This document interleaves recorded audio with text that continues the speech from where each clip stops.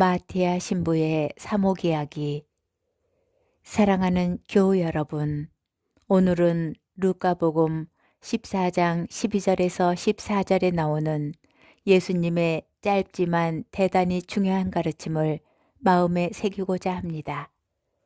예수님께서는 당신을 초대한 바리사이들의 지도자에게 이렇게 말씀하십니다.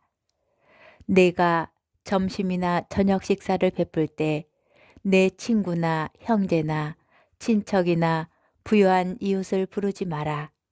그러면 그들도 다시 너를 초대하여 내가 보답을 받게 된다.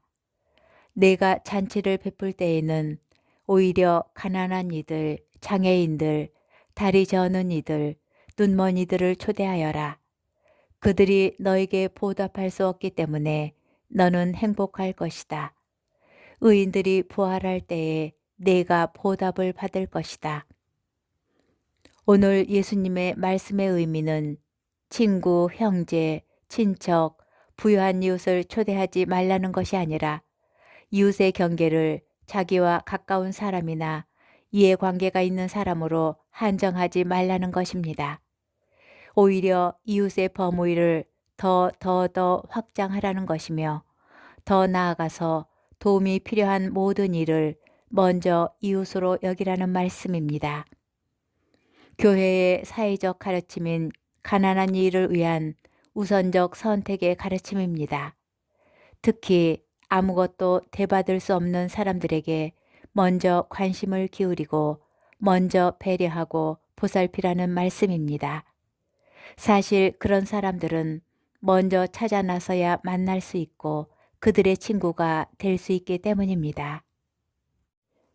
예수님이 선포하신 하느님 나라는 이런 곳이며 이런 사람들을 통해 현실화될 것입니다. 교회가 하느님 나라를 드러내기 위해서는 그렇게 실천해야 한다는 것을 오늘 예수님께서는 강조하신 것입니다. 그것이 바로 교회의 존재 이유이며 복음적 사랑의 공동체의 모습입니다.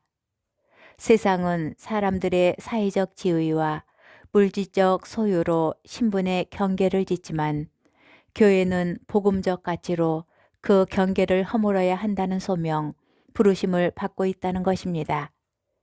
영성 심리학자인 안셀름 구린 신부님은 종교란 무엇인가? 라는 질문에 서슴없이 이렇게 말합니다. 지친 순간에 따스한 손길을 내미는 이들, 길을 잃었을 때 옳은 길을 가르쳐주는 이들, 원하는 목적지까지 함께하는 이들이 필요합니다. 궁극적으로 이것이 교회의 의미입니다. 고대 그리스의 철학자인 플라톤은 이런 말을 남겼습니다. 사람은 남에게 어떠한 행동을 했느냐에 따라 그의 행복도 결정된다. 남에게 행복을 주려고 했다면 그만큼 자신에게도 행복이 돌아온다.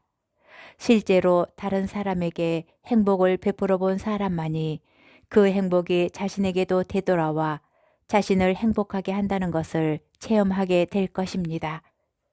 실제로 예수님께서는 공생활 기간 내내 다른 사람, 이웃의 상처, 아픔, 고통에 공감하고 연민하며 연대하는 삶을 사셨습니다. 마더 테레사 수녀님은 이렇게 말합니다. 우리가 헤아리는 법을 터득하기만 한다면 더욱더 그리스도처럼 보게 될 것입니다. 그리스도의 마음이야말로 우리가 본받아야 할 표상이기 때문입니다. 그리스도는 줄곧 남을 헤아리셨습니다. 예수님은 사람들 사이를 다니시면서 선한 일만 하셨습니다. 가나의 혼인잔치에서 성모 마리아가 한 일은 다른 사람들이 필요로 하는 것을 헤아리고 예수님께 알리는 것뿐이었습니다. 예수님과 마리아와 요셉, 성가정에 서로 헤아리는 능력은 나자렛을 전능하신 분의 거처로 변화시킬 만큼 깊었습니다. 이와 같이 우리가 서로 헤아린다면 우리의 공동체도 전능하신 분의 거처가 될 것입니다. 2024년 한국인 최초로, 아시아 여성 최초로 노벨 문학상의 영예를 받은 한강 작가가 30대 초반에 초보 엄마 시절 썼다는 괜찮아 라는 시도 예수님의 마음을 담은 시이기에 전문을 소개합니다. 왜 그래와 괜찮아의 차이가 천당과 지옥을 가릴 수도 있으니까요. 태어나 2달이 되었을 때 아이는 저녁마다 울었다. 배고파서도 아니고 어디가 아파서도 아니고 아무 이유도 없이 해질녘부터 밤까지 꼬박 3시간. 거품 같은 아이가 꺼져버릴까봐 나는 2팔로 껴안고 집안을 수없이 돌며 물었다. 왜 그래? 왜 그래? 왜 그래? 내 눈물이 떨어져 아이의 눈물에 섞이기도 했다. 그러던 어느 날 문득 말해봤다. 누가 가르쳐 준 것도 아닌데. 괜찮아, 괜찮아, 이젠 괜찮아. 거짓말처럼 아이의 울음이 그치진 않았지만 누그러진 건 오히려 내 울음이었지만 다만 우연의 일치였겠지만 며칠 뒤부터 아이는 저녁 울음을 멈췄다. 30 넘어서야 그렇게 알았다. 내 안에 당신이 흐느낄 때 어떻게 해야 하는지 짜디짠 거품 같은 눈물을 향해 괜찮아, 왜 그래가 아니라 괜찮아, 이제 괜찮아.